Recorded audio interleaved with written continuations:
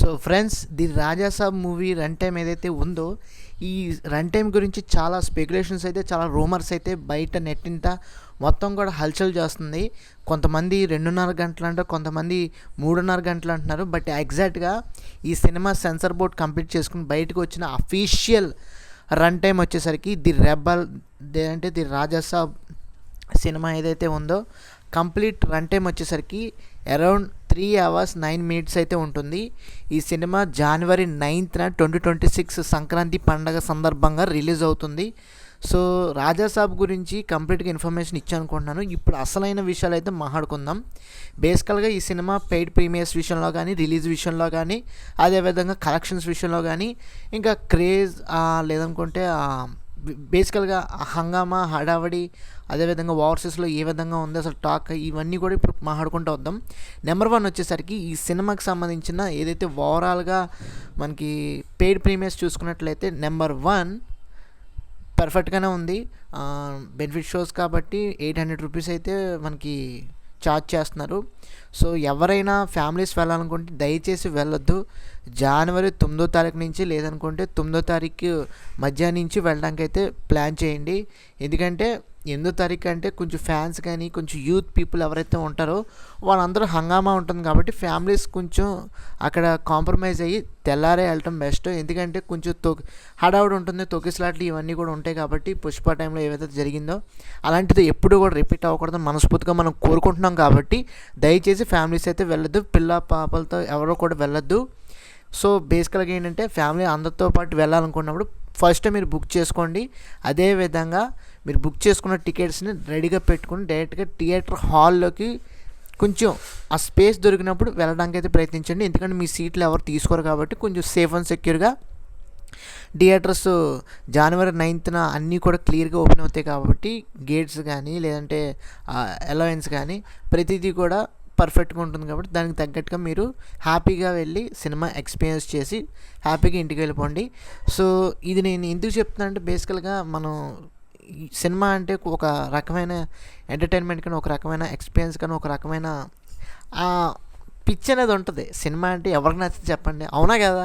Cinema అంటే ఎవరికి నచ్చదు? సినిమా అంటే అందరికి నచ్చుద్ది. కాబట్టి సో సినిమా చూడాలనే ఆతృతతో ఏంటంటే పట్టించుకో ఇవేమి. సో అందుకని చెప్పేసి ఒక చిన్న రిమైండర్ లాగా, చిన్న అలర్ట్ లాగా నేను చెప్తున్నాను. సో అంతమించి ఇంకేం లేదు. సో అదేవిధంగా ఇంకా January 9th నుంచి ఇంకా రిలీజ్ అయిన తర్వాత మనం ఇంకా ప్రభాస్ గారు ఫ్యాన్స్ కానీ, ప్రభాస్ గారు జనరల్ పబ్లిక్ ఎవరైతే ఉన్నారో వాళ్ళందరినీ ఆపటం కానీ అస్సలు అసాధ్యం. సో ప్రతి ఒక్కళ్ళు January 9th నుంచి ఫుల్ ఫెస్టివల్ వైబ్స్లో ఉంటారు కాబట్టి, పిల్లలు కూడా హాలిడేస్ ఇచ్చేసి ఉంటారు కాబట్టి ఇంకా సినిమాలు అయితే మిమ్మల్ని ఆపేవాళ్ళు ఎవరు లేదు. సినిమాలు చూస్తూ ఉంటారు కాబట్టి మీ నియరెస్ట్ థియేటర్స్లో కొంచెం జాగ్రత్తగా ఆచితూచి మీరు చూసుకొని సినిమాకి అయితే వెళ్ళి ఎంజాయ్ చేసి ఇంటికి వెళ్ళిపోండి. అదేవిధంగా మీరు బేసికల్గా ఏంటంటే ఈ సినిమా సంబంధించిన ఏవైతే ఓవరాల్గా మిగతా సినిమాలు కూడా రిలీజ్ అవుతున్నాయి కాబట్టి వాటి విషయాల్లో కూడా అలాగే జాగ్రత్తలు అయితే తీసుకోండి. సో ఇప్పుడు రాజాసాబ్ కలెక్షన్స్ చూసుకున్నట్లయితే మెయిన్గా రాజాసాబ్ కలెక్షన్స్లో మనం మెయిన్గా ఫస్ట్ డే అరౌండ్ 100 crores వచ్చే అవకాశం అయితే ఉంది. జననాయకంతో క్లాష్ ఉన్నా కానీ నెంబర్ ఆఫ్ స్క్రీన్స్ అయితే ఆల్మోస్ట్ రెబల్ సాబ్కి వచ్చే అవకాశం అయితే ఉంటుంది. జననాయకన్ అయితే విజయ్ తలపతి గారిది ఇది లాస్ట్ మూవీ. ఎందుకంటే తర్వాత పొలిటికల్గా ఆయన బిజీ అయిపోతారు కాబట్టి ఈ సినిమాతో కొంచెం ఈ సినిమా లాస్ట్ అవుతుంది, ఈ సినిమాతో ఆపుతున్నారు కాబట్టి విజయ్ తలపతి గారు. సో అందుకే కొంచెం దీనికి సెంటిమెంట్ అనేది ఉంటుంది, దీనికి పుష్ కూడా, ఫోర్స్ కూడా అదే విధంగా ఉంటుంది. కాబట్టి సినిమాని చూసి ఎంజాయ్ చేయాలనుకునే వాళ్ళు డెఫినెట్గా ఉంటారు, అది నేనేం కాదన్నాను. బట్ ఏంటంటే end of the day India's biggest super star మన ప్రభాస్ గారు ఉన్నప్పుడు, పైగా ఈ సినిమా హర్రర్ కామెడీ కాదు, హర్రర్ ఫ్యాంటసీ కాబట్టి ఒక రకమైన కొత్త జానర్ కాబట్టి మారుతి గారు ఈ కొత్త జానర్లో ప్రభాస్ కానీ చాలా అద్భుతంగా వింటేజ్ ప్రభాస్ కానీ, వింటేజ్ ప్రభాస్ గారి కామెడీ టైమింగ్ కానీ ఇవన్నీ కూడా చూపించడంతో పాటు సైకలాజికల్గా కానీ, సినిమాటిక్ ఎక్స్పీరియన్స్ పరంగా కానీ, అదేవిధంగా ఆ జోకర్ లుక్ ఏదైతే చూసారో ఇంటర్నేషనల్ లెవెల్లో మంచి ఆకర్షణ కానీ, మంచి అట్రాక్షన్ కానీ, మంచి అటెన్షన్ కానీ ఇవన్నీ గ్రాప్ చేసే విధంగా ఏవైతే ప్లాన్ చేశారో ఇవన్నీ కూడా విట్నెస్ చేయాలంటే డెఫినెట్గా కొంచెం ఎక్కువ స్క్రీన్స్ ఒక ఎడ్జ్ ఉండే అవకాశం అయితే ప్రభాస్ గారికే ఉంటుంది, రాజాసాబ్ మూవీకే ఉంటుంది. అట్ ది సేమ్ టైం మన సౌత్లో కానీ నార్త్లో కానీ ప్రమోషన్స్ కూడా అదే విధంగా చేస్తున్నారు. సాంగ్స్ కూడా అదే విధంగా ఒక సాంగ్ అయితే నాచే నాచే హిందీ బాలీవుడ్లో సాంగ్స్ ఏవైతే దానికి రిమిక్స్ చేసి చాలా అద్భుతంగా అయితే సాంగ్ ఉంది. అదందరూ కూడా విట్నెస్ చేస్తున్నారు. సో డెఫినెట్గా ఒక ఎడ్జ్ అయితే ఉంటుంది కాబట్టి డెఫినెట్గా ఈ సినిమాకి అందరూ వెళ్ళే అవకాశం అయితే ఉంటుంది, అందులో డౌట్ అయితే లేదు. సో జననాయకన్ అనేది కంప్లీట్లీ కమర్షియల్ ఫిలిం, దాంతోపాటు కొంత ఎమోషనల్ ఆస్పెక్ట్ కానీ కొంత కంటెంట్ ఓరియంటెడ్ మూవీ ఉంది కాబట్టి దానికి కూడా ప్రాపర్ రిలీజ్ ఉంటుంది, ప్రాపర్ స్క్రీన్స్ ఉంటుంది, ప్రాపర్ కలెక్షన్స్ కూడా ఉంటాయి. బట్ ఎడ్జ్ అనేది ఎక్కువగా ప్రభాస్ గారికి అవకాశం ఎక్కువ అయితే ఉంటుంది. కలెక్షన్స్ అనేవి డెఫినెట్గా అదే రోజున రిలీజ్ అవుతుంది కాబట్టి కొంచెం క్లాష్ ఉంటుంది, బట్ ఎక్కువగా వచ్చే అవకాశం అయితే ప్రభాస్ గారిది ది రాజాసాబ్ మూవీకే ఉంటుంది.